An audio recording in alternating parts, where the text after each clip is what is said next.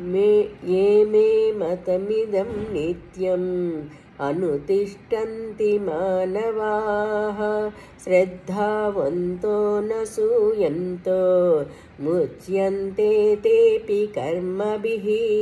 దోషదృష్టి లేకుండా శ్రద్ధాయుక్తులై నా ఈ మతమును అనుసరించు మానవులు కూడా సమస్త కర్మబంధముల నుండి ముక్తులయ్యెదరు.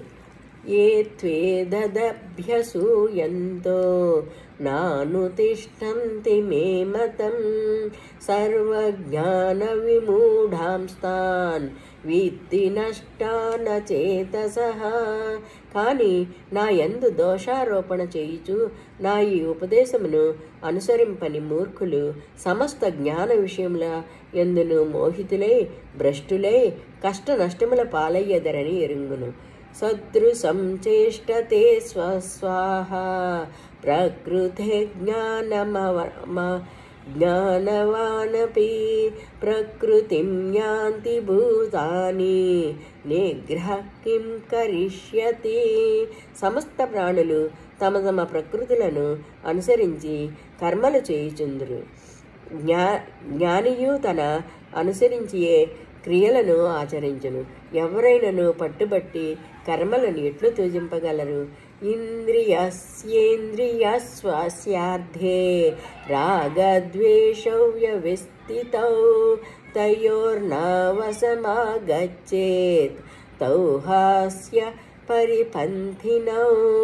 ప్రతి ఇంద్రియార్థమునందు విషయమును రాగద్వేషములు దాగి ఉన్నవి. మనుష్యుడు ఈ రెండింటిని వశము కాకూడదు. ఏలనన్నా ఈ రెండే మానవుని శ్రేయస్సునకు విఘ్నకారకములు, మహాశత్రువులు. శ్రేయాన్ స్వధర్మో విగుణః పరధర్మాత్ స్వనుష్ఠితా స్వధర్మే నిధనం శ్రేయః పరధర్మో భయావహః.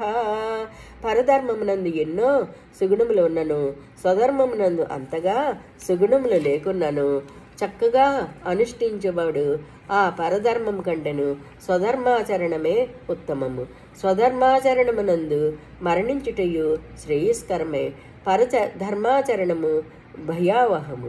అర్జున ఉవాచ అతఃకేన ప్రయుక్తోయం పాపం చరతి పురుషః అనిచ్ఛిన్నపి వార్ష్ణేయ బలాదివ నియోజితః. అర్జునుడు పలికెను, ఓ కృష్ణ, మానవుడు తనకు ఇష్టము లేకున్నను ఇతరుల బలవంతము చేసినట్లుగా దేని ప్రభావము చే ప్రేరితుడై పాపములను చేయుచుండును?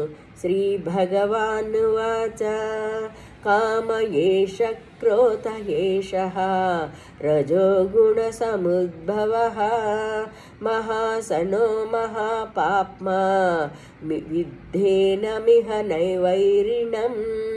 శ్రీ భగవానుడు పలుకను, రజోగుణముల నుండి ఉత్పన్నమగునుచే కామము, ఇదియే క్రోధరూపమును దాల్చను.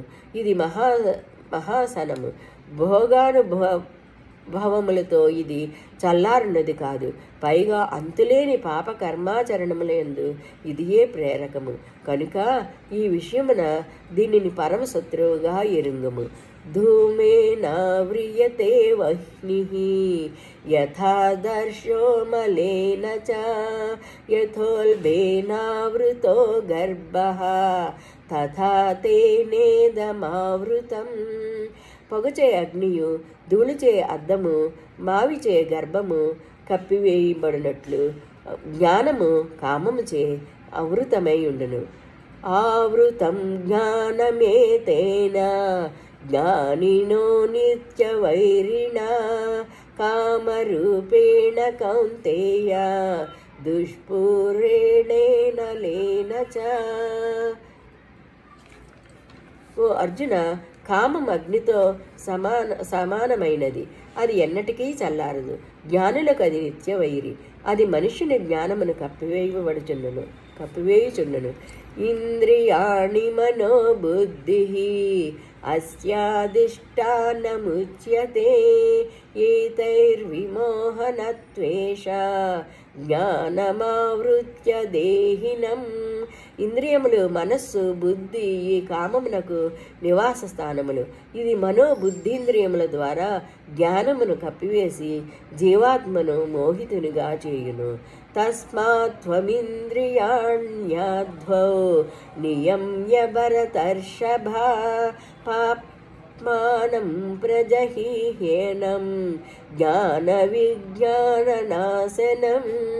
కావున ఓ అర్జున, మొదట ఇంద్రియములను వశపరుచుకొనుము, పిదప జ్ఞాన విజ్ఞానములను నశింపజేయునట్టి మహాపాపి అయిన ఈ కామమును అవశ్యముగా సర్వశక్తుల నుండి రూపుమాపము. ఇంద్రియాణి పరణ్యాహుః ఇంద్రియేభ్య పరం మనః మనసస్తు పరా బుద్ధిః యో బుద్ధే పరతస్తు సహా.